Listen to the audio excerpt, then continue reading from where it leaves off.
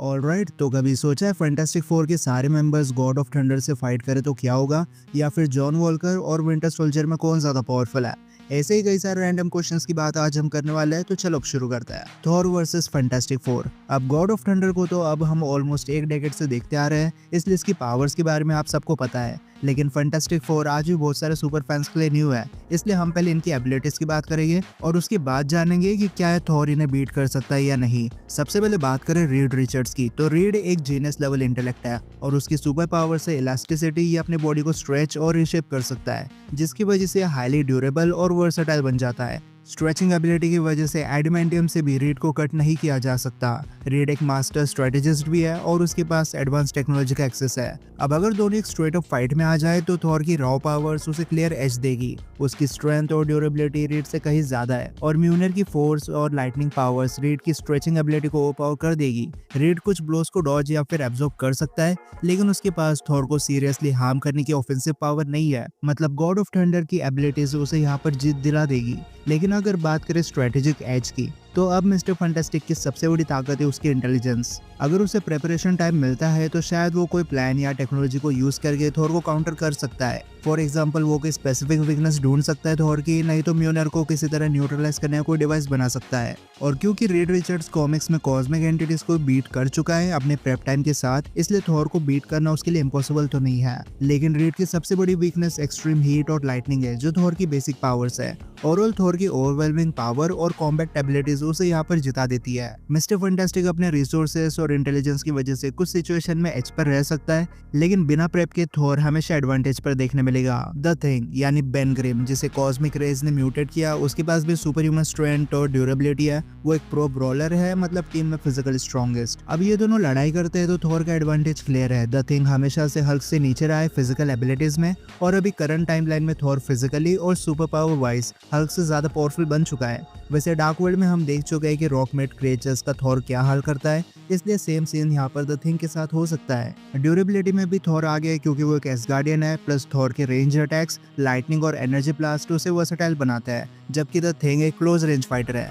The thing अपनी will power के लिए थोड़ा बहुत फेमस है। वो कई बार हार नहीं मानता और टफ अपोनेंट से भी लड़ जाता है, लेकिन थॉर की गॉडली पावर्स के सामने शायद ये काफी ना हो। सो कंक्लूजन पर आए तो थॉर की स्ट्रेंथ, ड्यूरेबिलिटी और वर्सेटिलिटी उसे यहाँ पर जीत दिला देगी। द थिंग भी काफी स्ट्रॉन्ग है, लेकिन थॉर एक अलग ही लेवल पर है। फिर बात करें ह्यूमन टॉर्च की, तो ये फैंटास्टिक फोर का अकेला ऐसा मेंबर है जो उड़ सकता है, क्योंकि इसके पास फायर जनरेशन और कंट्रोल करने की पावर्स है। ये अपने बॉडी को फायरी प्लाज्मा स्टेट में बदल सकता है, हाई स्पीड पर फ्लाई कर सकता है और पावरफुल फ्लेम्स को शूट कर सकता है। और ह्यूमन टॉर्च की एजिलिटी उसे अटैक्स को डॉज करने में मदद करती है। लेकिन थॉर के सामने ह्यूमन टॉर्च की ज्यादा नहीं चलने वाली। ह्यूमन टॉर्च की फ्लेम्स काफी इंप्रेसिव है, लेकिन थॉर की गॉडली ड्यूरेबिलिटी की वजह से उसे इन फ्लेम से सीरियस हार्म नहीं होने वाला। थॉर म्यूनर से ह्यूमन टॉर्च पर सीरियस अटैक कर सकता है और वेदर कंट्रोल की वजह से ह्यूमन टॉर्च की फ्लेम्स को वीक कर सकता है। और थॉर के कॉम्बैट एक्सपीरियंस उसे हमेशा यहाँ पर हेल्प करेगी। जैसे डार्क वर्ल्ड में हमने देखा था कि थॉर बारिश को कंट्रोल कर सकता है, इसलिए थॉर चाहे तो बारिश करवा के ह्यूमन टॉर्च की एबिलिटीज को न्यूट्रलाइज कर देगा।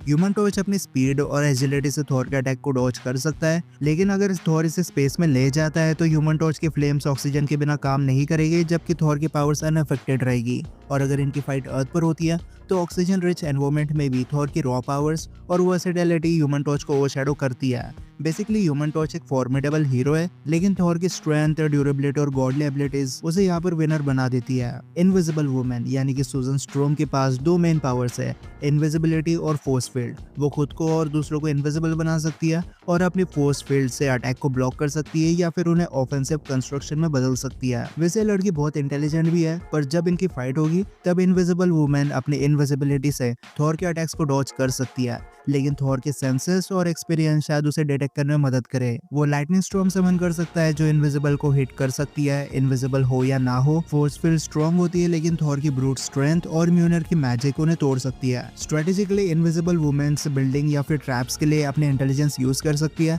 लेकिन थॉर एनवायरनमेंट को तबाह कर सकता है। और ओपन फील्ड में थॉर का फ्लाइट और वेदर कंट्रोल उसे एडवांटेज देता है, इसलिए इनविजिबल वुमेन की भी ज्यादा नहीं चलने वाली थॉर के सामने।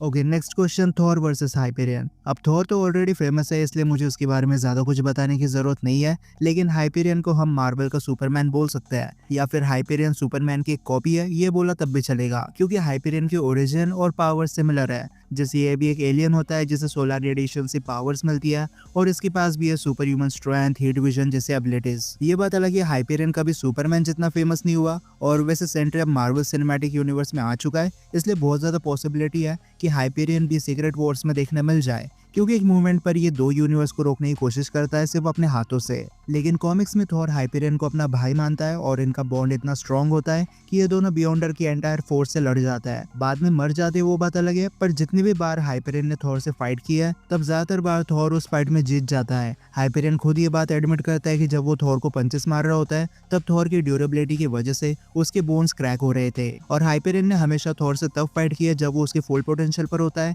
लेकिन थॉर ने हमेशा इनकी फाइट में होल्ड बैक किया है। इसलिए जब कॉमिक्स में ऑफिशियली थॉर हाइपेरियन को बीट कर चुका है तो हमें भी इसी कंक्लूजन के साथ आगे बढ़ना पड़ेगा कि गॉड ऑफ थंडर हाइपेरियन से ज्यादा पावरफुल है। Top 10 super heroes that can survive in space. सबसे पहले तो आता है सुपरमैन। अब मुझे बताने की जरूरत नहीं है, क्रिप्टोनियंस का स्पेस में आना जाना लगा रहता है, पर ज्यादातर ये सिर्फ खुद को सोलर एनर्जी से चार्ज करने के लिए जाते हैं। फिर आता है थॉर। अब जिन एसगार्डियंस को गॉड का टाइटल मिलता है वो लोग सांस ले सकते हैं, पर अगर इन्हें कई महीनों तक खाना पीना या हवा ना मिले तब भी इन्हें कोई फर्क नहीं पड़ता। और इन्फिनिटी वॉर में हमने थॉर को स्पेस में जिंदा रहते हुए देखा है, वो भी तब जब थॉर की हालत बहुत ज्यादा बुरी थी। फिर हल्क आता है। अब कॉमिक्स में हल्क ने कई बार आउटर स्पेस में सर्वाइव किया है, इसलिए मुझे लगता है कि सिनेमैटिक वर्जन को भी कोई प्रॉब्लम नहीं होने वाली। फिर ब्लू बीटल तो एक एलियन टेक्नोलॉजी है और एलियन और स्पेस का तो काफी क्लोज कनेक्शन होता है। स्कारलेट विच तो एक रियलिटी मैनिपुलेटर है, इसलिए वो चाहे तो स्पेस में खुद के सर्वाइवल के लिए ऑक्सीजन को प्रोड्यूस कर सकती है।